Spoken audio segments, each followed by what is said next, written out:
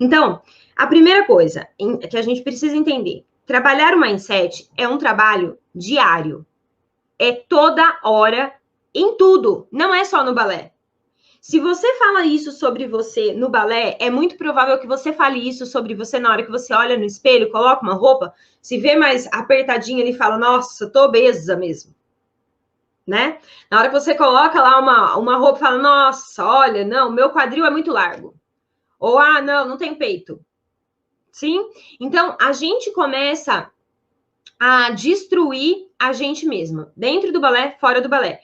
Primeira coisa que eu preciso fazer, entender que para eu mudar isso, é um passo a passo, todo dia, para o resto da vida. Sim? Não significa que a Carol não precisa continuar se cuidando e se policiando nos pensamentos dela. Precisa, porque senão as coisas se perdem. A gente passa uma vida inteira tendo um mindset mais puxado para o negativo. Então, quando a gente começa a mudar isso, isso tem que ser alimentado o tempo todo, tá?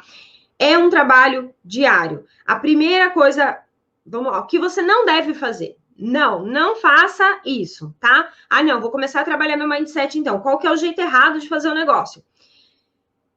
Vamos lá. É você acreditar que você tem limites estáticos. Todos nós temos limites, sim? Falando de balé agora, tá? Então, por exemplo, vamos supor que meu limite força, tá? Cara, para mim é muito difícil, eu, Mari, tá? É muito difícil eu conseguir fazer movimentos repetitivos com a minha perna direita no chão, ok? Porque eu tenho uma lesão de panturrilha, né? Eu tive uma ruptura, então é muito difícil eu conseguir fazer. Então, vamos supor que eu vou fazer lá 32 relevés. Com a perna direita, é muito difícil para eu fazer. Eu poderia virar e falar assim, eu não consigo fazer 32 relevés com a perna direita.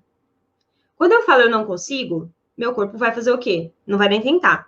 Agora, quando eu falo é muito difícil, meu corpo faz o quê? Ele redobra a atenção.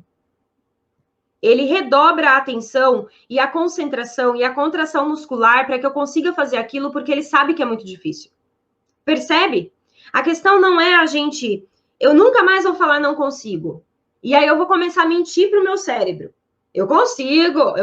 Gente, cérebro também não é bobo, né?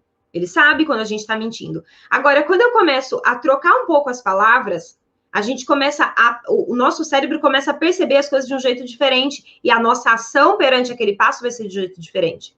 E aí, quando eu entendo que eu tenho um limite na minha panturrilha, que não torna fácil eu fazer determinados movimentos, eu posso me agarrar a esse limite, falar, esquece, nossa, professora deu 32 relevés ali, esquece, esse eu não vou fazer, encostei na barra, e esse eu não vou fazer.